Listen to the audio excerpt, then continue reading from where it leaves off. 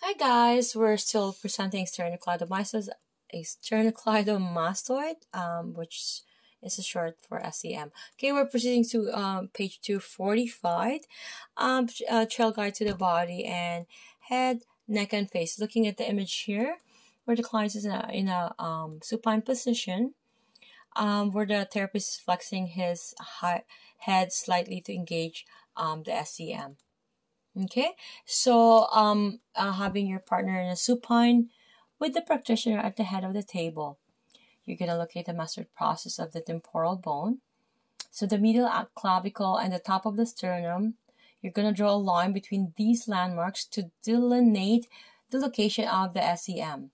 Note how both SEMs form a V on the front of the neck. Okay, so as your partner raises his head very slightly off the table as you palpate the SEM, it will usually protrude visibly. So to make the SEM more distinct, you're going to rotate the head slightly to the opposite side and then ask him to flex his neck.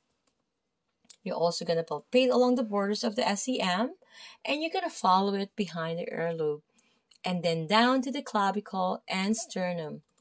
So you're going to sculpt around the skinny sternal tendon and the wider clavicular tendon. And of course, you're going to ask yourself these questions to confirm. So with your partner relaxed, can you grasp the SEM between your fingers and outline its thickness and shape? How much space is between the clavicular attachments of the SEM and trapezius? It should be roughly 2 to 3 inches. Okay, so when do you use your SEM? When you're shaking your head, no. When you say no, usually when the baby says no, their SEM is working. Opposite side rotation. If you're shaking your head as well as yes, so no and yes, it's doing the bilateral flexion. Establishing the head while riding a roller coaster, and also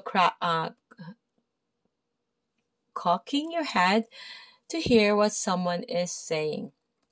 Okay, look at the image here where the therapist is grasping the bellies of the SEM. And again, at image 5.38, the therapist is strumming across the sternal tendon of the SEM.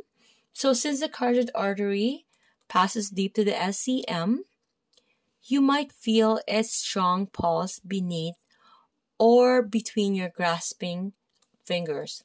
So if so, simply release and reposition your hand to ensure that the vessel is not impinged. Again, our aim here as a therapist is to not harm the client. Okay, so it's important to folks, you don't go to any person that is not skilled, is not trained, and not know the how body well, because again, the arteries, if they compress that, it's like blockage and oxygen into your brain.